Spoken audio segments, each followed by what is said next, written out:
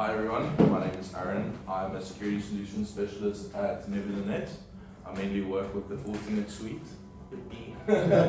So today I'm going to be giving a talk about TOR. I believe it's one of the most important communication protocols as well as security tools. So yeah, let's get into it. First of all, let's look at the web. So what we compromise it in is we compromise it in three layers. We compromise it in the surface web, which is also known as the clear net. Then we have the deep web and the dark net. The surface web is stuff that can be indexed by search engines such as Google, DuckDuckGo. Some of you guys probably use SearchX. Yeah, everything that can be publicly indexed by search engines.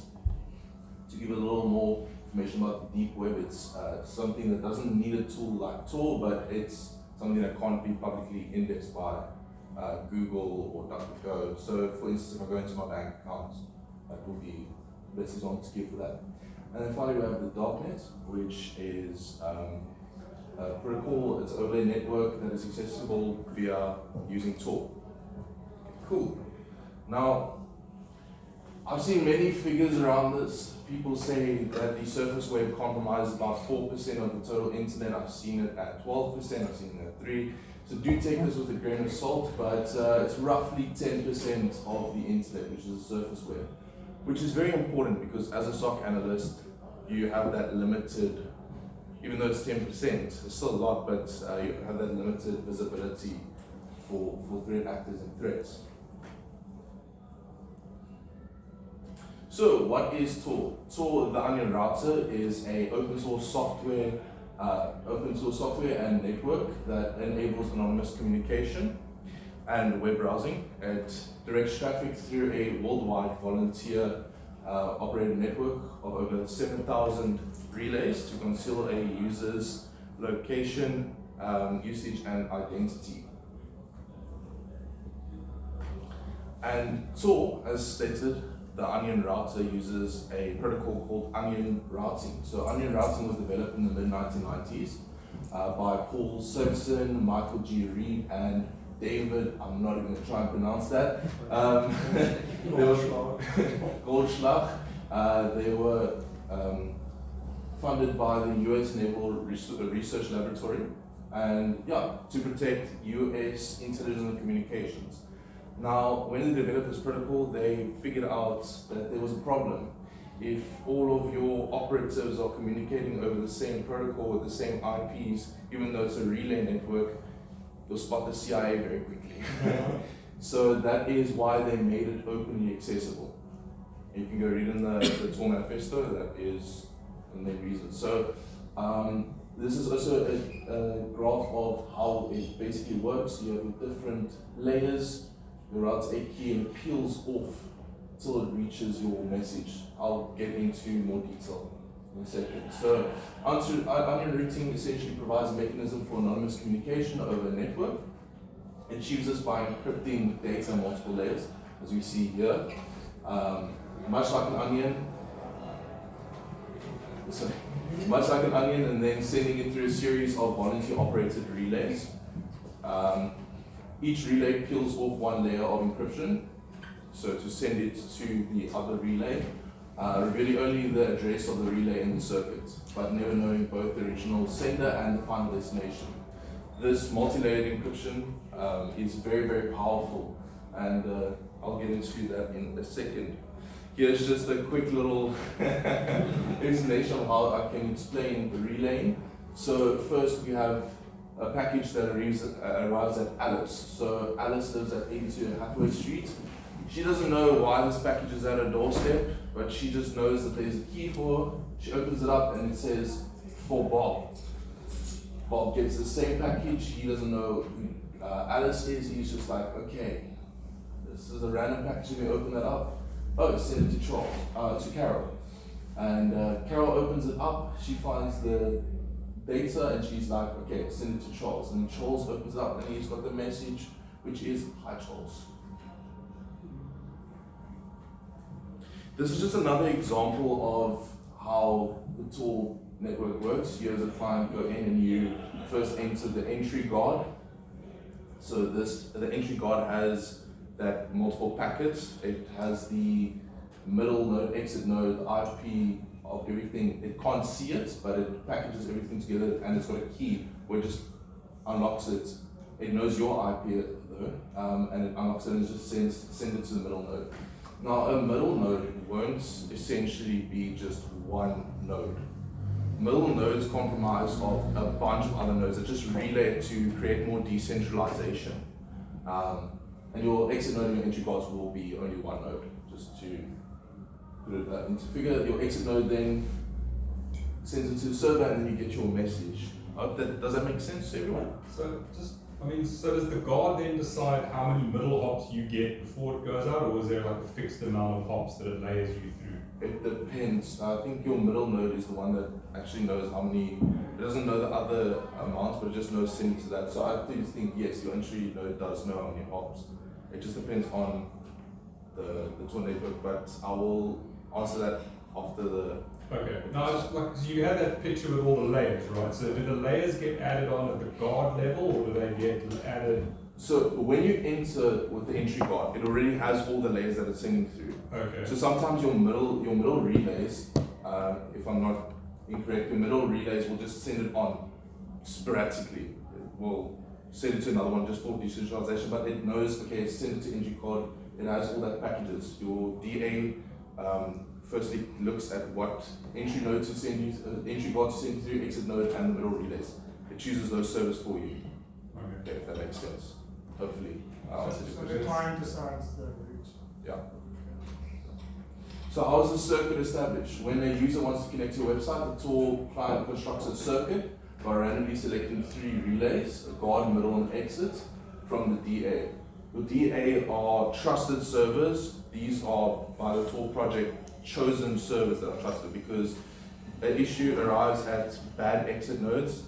In Germany, if I'm not incorrect, the German police managed to actually set up entry guards and exit guards to decrypt, to find out where the original senders are coming from, which was a big issue. There's talks around it.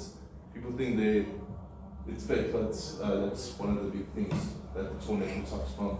So yeah, the client then establishes an encrypted layered connection with each relay in sequence, negotiating a separate symmetric key with each.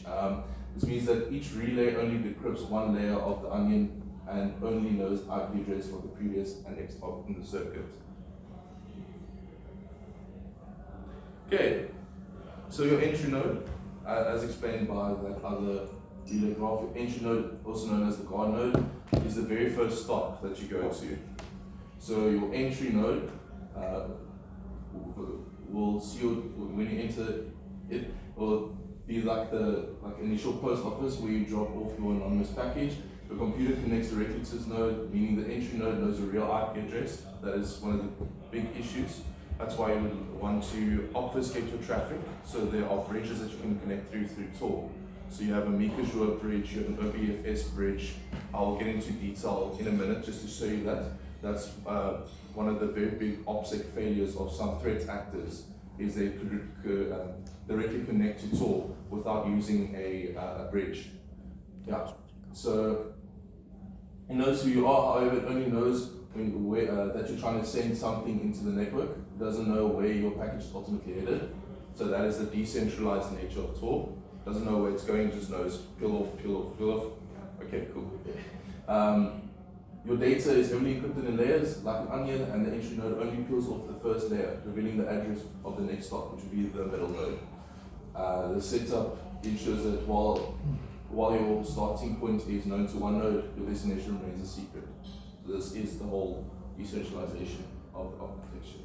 So, okay, cool. Now we're into the middle node. After leaving the entry node, your data package travels to the middle node. There can be one or more middle nodes in a chain, as I mentioned previously. So it can just relay it on and on and on, just to obscure the traffic more. Does that make sense? Acting as intermediaries. This node is like a blindfolded courier. It receives the package from the entry node and then simply passes it along to the next designated node, either another middle node or another exit node. The middle node knows neither your real IP address, the package's origin, nor its final destination. Its sole purpose is to add another layer of indirection, making it incredibly difficult for anyone observing the network to trace the connection back to you. It peels off its layer of encryption, revealing only the address of the next hop. So that's how it works. Peels off, just knows the addresses, like I showed with the relay. Cool. And then finally you have the exit node. When you run Tor, you can volunteer to run a node through your computer, through your server. Yeah. So is that always a middle node? No, you can. So with the Tor network, you can. It depends on your reputation score. So with Tor, they'll first let you host like a middle node, and then they'll up you up to an entry node or an exit node. It goes on a reputational basis. So one of the big things is if you host the entry node, your ISP will not be very happy with you because they'll just see a bunch of Tor traffic, and that's actually how some people got arrested. They were hosting entry guards, and the ISP saw all this traffic and was like, "What's going on here?" And then arrested them because they thought that they were committing crimes. Yeah. Cool. So we've got another question. Then how do you increase your reputation? So it goes off a time basis. So look at your, I'm not completely entirely sure, I'm going to be 100% honest with you, but from what I've heard is it actually, your IP, your IP, are you doing anything funny to your node? It also goes on location. So if you're hosting a entry node, entry guard in China, it's going to have a much less reputable tag, if I can put it like that. So yeah, if I'm not mistaken, it is based on time. It's also based on how many connections, your bandwidth. It all adds up. So there was actually an interesting case where they hosted an entry guard and they found that it was like 10 gigabytes per second traffic was going to the entry guard, and it was a federal agency hosting an entry guard. Yeah. So not nice. That is inherently also the issue with Tor, is who is hosting the entry guards, who are hosting the middle nodes, who are hosting the exit nodes. Because if you have a federal agency that just hosting a bunch of stuff, overflooding the network, that's a 51% attack. That's the big issue with Tor, is the 51% attack. Then yeah, that's big. So I encourage you all, please, host a node. Yeah. Make sure your ISP is part of it. Yeah, sorry. Even if the federal agency was hosting that first node, they would still only know that such and such your IP is connecting to the internet, but they don't know where it's going unless they host the exit node as well. Yeah, so that is why they normally try and host like entry node, middle nodes, exit nodes. I'm busy. I don't want to get too heavily into it, but there is some de-anonymization attacks that can occur on Tor. It's I'm trying to write a research paper on it, which is an area flaw in the Tor network. Can't go too much into detail on that now because I have signed documents, yeah, so NDAs, but there is like the Tor network isn't as safe as people think it is. So I think like the thing he's saying is about 51%, as I understand it.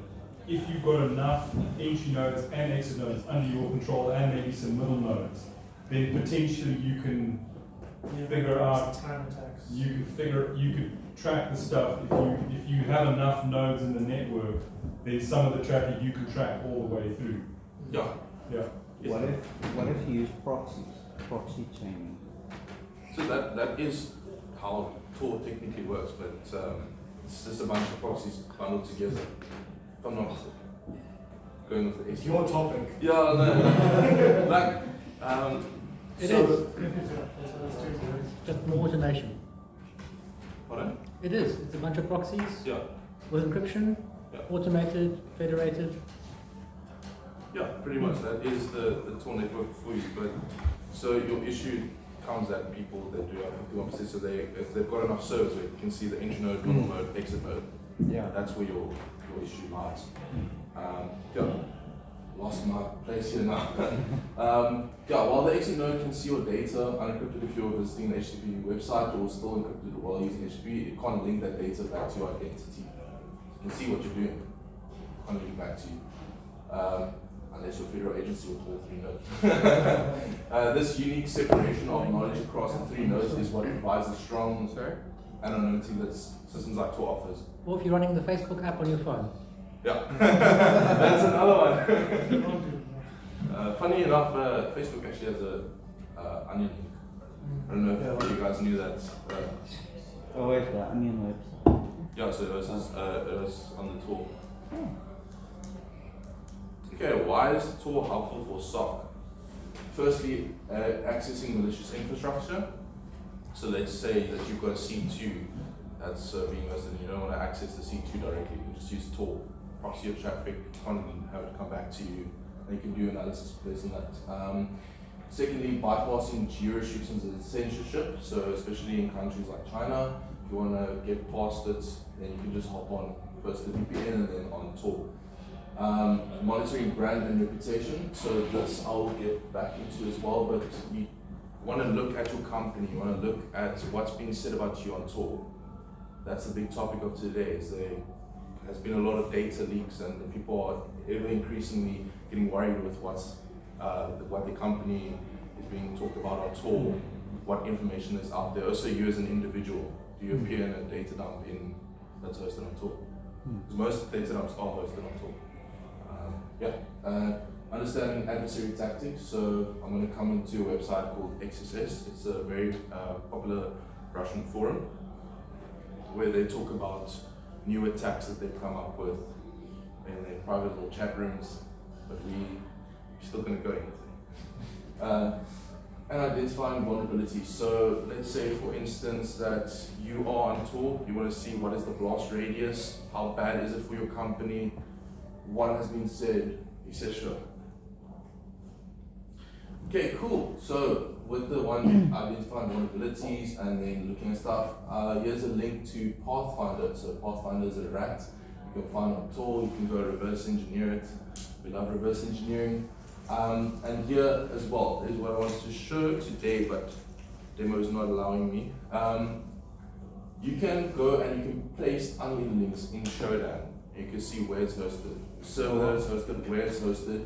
You can take favicons of Tor websites and you can precisely see where it is actually hosted. So for my next presentation, because this is part 1 of part 2, we'll be going through that. We'll be going through de-anonymizing it bit by bit. So if I can just make this a bit bigger for all the pen testers here, that is, I just pasted in an onion link. If you've got the pro version, you can also see different Tor sites. If you just click .onion, it will show you all Tor sites. There's normally, right here, it will be header name onion, and then it will have the onion link. So that's just for people that don't know, you can go and show them, you can actually look at the Tor site. So this is Amia. Amia is one of the biggest search engines for Tor. You can visit on the ClearNet, amia.fi, or you can just go through the Tor link, which I can't say out of my head. Oh. Sorry. You'll see it now. So for SOC, there's another big thing. Breached, I think it's breached.TT or something like that. Breached is a site where you can find data dumps. You can actually look at the leaked passwords. So you can go search up your C-level execs and you can just find out what their passwords are. I'm only joking. Yeah, so that is another example. We'll go through all these websites shortly, and I'll just show you around them. Yeah, other cool websites as well. These are common Tor search engines. I try to get as much nudity out of this as I could, because visiting Tor is not the most safe for work thing ever. But Definitely one. yeah, you see a bunch of ads. That is Amia. I would recommend strongly with using Amia. There's also Tor 66. You have Torch as well, but Torch's main link didn't work for some reason, so I didn't include it in the slide. I will have a repository with a bunch of links for you guys, stuff that is far as I know, I think it was an issue with the switch over to TOR 3. Yeah. No, I know what you're talking about, yes. There's also deep links, which is not as big. I mean, those are the big three that I would use. The problem with source search engines, it's not like Google where you can just start doing talking. It's really difficult. You'll find, I mean, I try to build a bot that scrapes Tor, and it's incredibly difficult to actually get correlated data on the individual sites. Common Tor forum. This is my favorite forum. It's called Dread. So on Dread, it's like Reddit, but for Tor. It's the front page of the dark web. I think that's their slogan. You'll find anything here from script police asking you how to hack an Android phone to actual threat actors posting data dumps. Surprisingly, you should look at D. They work with /D/databases, and then I also would look at D/hacking. You do find very, very interesting things on Dread. It doesn't look like any of these Tor websites are really bothered with how their stuff looks. It looks very old 2000s. The big reason for that is you don't want JavaScript running on Tor. The security, very, very big security vulnerability. So normally you'll see like actual people when they go and search the dark web, they'll turn JavaScript immediately off. Just for that reason. I think most It's sites. actually off by default in Tor now. Yeah, the Tor browser has a no script plugin by default. Yeah. If you enable JavaScript, then you're just opening up the floodgates. Good luck. Good luck. You'll find some 0 days being thrown your way. It's also a way to de-anonymize you. Yeah. So you can run stuff blindside and figure out what your real IP is. Yes. Potentially. It's like how they're saying they've got a full screen your Tor browser because they can find out information about your system just from being full screen. Has this to do with cookies and wada, and all of that jazz, probably. Well, JavaScript also exposes like your processor, your thing, so they can fingerprint your specific device listening to your other activity off. So that's an idea. Like PHP? Yeah, so most Tor sites are built on PHP. Okay. Yeah, so popular forum, I can't remember it now, it's by Dread Pie Roberts. It's the what's it called? It's, so it's again? Silk Road. Yeah, Silk Road was built on PHP. Yes. Ross Goldberg. I know his handle, but I don't know his site. Yeah, so I would really recommend going on Dread, even if you just want to play around with stuff. There are some cool people on there. Please just turn off the advertisement. I was just about to ask. Hull forums I first want to talk about. So Hull forum used to be publicly accessible, you didn't have to pay money, but now they moved to a pay-for model. As a stock analyst, paying $100 to access Hull forums is 100% worth it. There are a lot of threat actors on there that talk about anything from new exploit they found with PHP to how to do initial access on whatever. Another one is XSS. Please have your Google Translate on for XSS. It's a Russian forum, so you know it's a real deal. And then another one that I like to look at is ransom look. So I've actually got a probe on ransom look that lets me know if our company has been mentioned in ransom look. It shows you ransoms that's been done. I'm going to actually come to this. I'll open up all these. And then there's another one called Best Card in the World. Now, talking about P2 data and securing your VIPs in your organization, you've got something called FULs. So FULs are like credit card dumps, personal information dumps. It's important when you go through tours that you know these words, such as dumps, FULs. There are plenty of other acronyms that we for it, but Best Card in the World is also a sketchy site that a lot of the guys like to use. So I would definitely look out for these four. So before I go into that, so I just randomly searched a popular company in South Africa, very popular company. I'm not going to release the name. Sorry that it looks so horrible. My tool didn't want to work with the pixelation. And yeah, there is the Q1 report up there and some other very nice information that I found on AMIA of this very, very popular company. Can't give their name out because that starts to be reported to them. So yeah. Another big one is Ransom House. So this has been disclosed. I'm sure that I can talk about it now. Celsius data breach. You can just go on Ransom House, you can download the full Celsius data breach and find out if you were targeted. I think they also have a Vodacom in there. I'm not sure. Please do not sue me for this. Yeah. that's it. And the big thing here comes for if you are a blue teamer, you do want to make sure that your organization is safe. So you can download these data dumps with permission of your CEO. They'll be more than happy to give you their email, their phone number, and just look through these dumps and see what is there about them, and then you can mitigate potential crises. I don't know how to say that properly. But yeah. So that is about it for the slideshow part of it. I'm not sure if you guys want to take a 5-minute quick break and then I'll come back and I'll show the different sites. You guys are happy to that? Just crack on.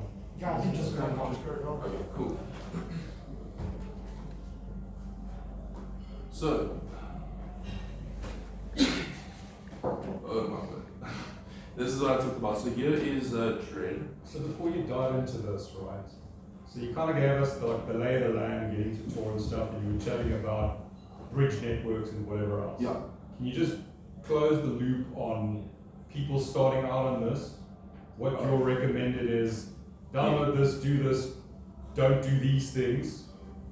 Do you run a VM? You know, how do you keep yourself safe dipping your toe into this? Yeah, that's actually very good. So what I would recommend is for your OPSEC, the operational security, is running a separate PC with 1x on it. 1x helps you out by keeping you safe. So every time you turn off your PC, it removes everything that's on there. I would also I'll download 1x, maybe in a VM. It's got 2 different VMs that it runs, a gateway, and it runs the actual operating system. It's got Tor pre-installed in it, so it keeps you safe while doing Tor. I wouldn't mess around with JavaScript on Tor. Do keep it disabled. So if I can just show you guys here, up here you can go to settings, and then you can go to safest, and this will block JavaScript. It will block audio and video and WebGL. WebGL vulnerabilities are not fun. Yeah, so that's where I would recommend it. As well as using a tool such as KeyPass to store your identities on different forums. You get to the point where, not on 1x, but on your actual system, just having KeyPass, this is my username, this is my login for it, this is my seed, whatever. So that you, when you go on tool the whole time, because you're using 1x and it deletes everything, that you still have access to sites. And one big thing that I would recommend as well is aging your accounts. The reason that I say that is most of the time you'll get banned. So I've seen ban waves come out for new accounts. So talking a little bit, just aging your account on these forums, especially Russian forums. You can use ChatGPT to translate to Russian, give nonsense, bogus info, like, oh, I found this, and then it's just like a couple of fake credit cards or something. Just build up your reputation in a sense, so that you can monitor these threat actors. Because threat intel is becoming ever more valuable. Another big thing that I would recommend is not like me running this in WSL, but running on a separate network, as well as if you are running a VM, try and create a different VNet, so a network interface card that links to maybe a firewall that you have. You can install Sophos Gnome for free on an old laptop or something, just put some links in it, and just create a DMZ, because you don't want that traffic on your internal network. Would you say it's safe to use Wi-Fi, or to rather use a SIM card that you can just throw away? You Like can- what would be safe, or is it safe enough to just use your ISP with a VPN and all of that additional? Yeah, there's a lot of debate around using a VPN with Tor. Some people say that it actually de-anonymizes you, but if you like if you're like a SOC that is just looking for intel, I would recommend first having a program like Molvad VPN, then connecting through Tor or you can just, like I said, DMZ that traffic. So at home, I will never run Tor on my internal network. I've got my FortiGate set up and it's DMZ completely. So I can actually see, it's also for my own intelligence. I look at what connections are coming to me from Tor. So if someone's actually trying to come in, then I can see what tactics are they using and stuff like that. I hope that was clear enough. Yeah, Is that fine? Awesome, guys. Sorry, just to ask, that 1x, is it WHO Unix? Yes, so Just for your recording so people know where to look. 1x. I always pronounce it Unix, but okay. So it's called 1x. This is the page for it. You can download the VirtualBox system of it, or you can just install the ISO and then burn it with Rufus and then install it on the secondary PC, which I would really recommend because there are some VM breakthrough techniques that some of the red teamers can tell you about. So yeah. Yeah, I've seen people get through 2 different virtual machines at this point, which is insane to look at. Yeah, that is quite insane. Cool. So this is Dread for everyone that is looking here. So the 2 places that I was talking about is technical difficulties.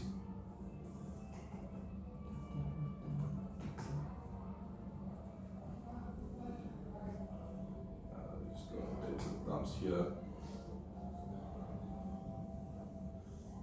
Oh, and I forgot to mention, if you're going on a site for too long, you can click here and you can click new identity and new tool circuit for the site. I would recommend that as well. Don't keep your same identity for too long. Don't have that persistence. The reason I say that is just to keep you safe as an individual if there is cross correlation that can happen. So it's, Amount of time would you recommend on that? I would recommend about like 45 minutes to an hour. I just do it sporadically. I'll just change my circuits. I would not have anything more than a day because I'm looking for trouble. That's another big thing with Tor is if you're on it too long with the same identity and the same stuff, there's correlation that can happen. Well, that's another big thing in the paper that I'm doing for the anonymization attacks. So yeah, here is a database dump that has been sold on Dread. This is just to give you guys an information, like give you guys a snippet of what is actually out there. This will zoom in a little. yes. Sorry guys. So can you guys see that? Yes. Okay, so that's 342 gigabytes. That is massive data dump that's being sold. Some of these data dumps do come free. The guys will just, for their own clouds, throw it on Dread for free. Some of them are sold. I know that a lot of companies in cybersecurity companies, they'll actually buy these database dumps for their threat intelligence. Yeah, the CTI groups will buy it and then analyze it. Cool. This is Amir that I was talking about. So, let me for instance throw in here Jon Snow. You'll see this is the problem that I talked about with these search engines is you can't really dork them. You find John on Kitten Friend, but I don't know. Let's see a Jon Snow here. So that's the big issue. But I would still recommend going through, looking if there is something about your company that's posted. Maybe you'll find something, maybe not. Yeah. Here's another big one, Ransom House. So these are all disclosed or new database dumps of big companies that you can find for your SOC analysts. One of the cool ones here is time control. So they had the ShopRite database now, you can't access it as it was sold, but normally you'll just go to something like the, Is that the big South African company you mentioned? yeah, no, I can't disclose that company. Sorry guys, the Wi-Fi is incredibly slow, do apologize. The tour itself is also Yeah, it's very slow. So if we're going if we're going to Cell C, as you showed here, this is, you can just go and you can download the evidence pack, or you can download the free dump. I like to go on Carding World as well, find a Fools, South African Fools archive over here. Just zoom in a bit. Sorry, Sorry guys, I keep forgetting. sorry, we're all blind. 100%. Luckily I've got my glasses on. I can see well. So yeah, that's base Carding World. They do have files, there was South African data leaks on here, and I just recommend it for all the stock analysts. If you are a pen tester, you want to go and use this to your own discretion, would not recommend it. Yeah, so it's mainly just for threat intelligence, finding out what is there, protecting of your IPs. It's this IS, try to log in earlier, it didn't work, so in the next talk I will show you guys through this, as well as Toolbot and how to connect Spiderfoot with Tool to do some proper deep web scraping of Tool. Yeah. And then lastly, there's one link that I wanted to show you guys. I can just quickly pop it here, the ransom look. It's gonna work, 50% chance that it works. So there's all these dumps, but then like it's the internet in the olden days, it will take you like 3 months to download Yeah. 100 megs, but there's like 2 terabyte dumps. So is there a plan, like how do you just sit there and wait for weeks to download? No, so what I normally do is, they've got they torrent it, so they torrent it over multiple peers. So it is, you're getting like, let's say you've got a 100 meg line, or max out to 100 meg line. I'll just download it overnight. Not all dumps are as big as the guys. And they also break it up, so they'll start zipping. You'll see it's files, and it's zipped up. File just text for the Facebook dumps, and then that works out to like 32 gigabytes. The biggest database dump that I had was like 350. So yeah, that is one of the big issues. But that still has to happen on the tour. So is that handing off onto normal torrent on internet? Yes, that's handing. Oh, sorry, I did have to say that. Okay. It's not everything going off Tor. You're not downloading it directly from Tor. They have a magnet link where you can download it via transmission or something, and that's why I downloaded it through my 1x server still, and it has a 100 meg line, so you're not downloading it on Tor, no. That's why, does that one become an issue? I'm not super familiar with No. the issues with. Alright. So the person selling the data, he remains anonymous as long as he doesn't host the torrents, right? Yeah, and then The people who are downloading, you're just downloading it from them. But, like, That's still not true. so if you want to be anonymous when downloading the torrents, then you want to do it through an anonymous. Yeah, or use a C box or something. Right. So use one of Yeah. those C Yeah, boxes. it's just not just downloading from like uTorrent or something on your laptop itself, because that they will most likely be able to trace it back to you, but there are ways to anonymously download from torrent links. yeah, so as you said, CBOX as well. Another big thing is that sometimes you'll find that they split up the magnet links. They'll have one for Canada, South Africa, and then I just normally download the South African dumps to do analysis on. Cool. Here's another site that I wanted to go through, ransom lookups. So these are where you find your groups and what new acts they've done. Go.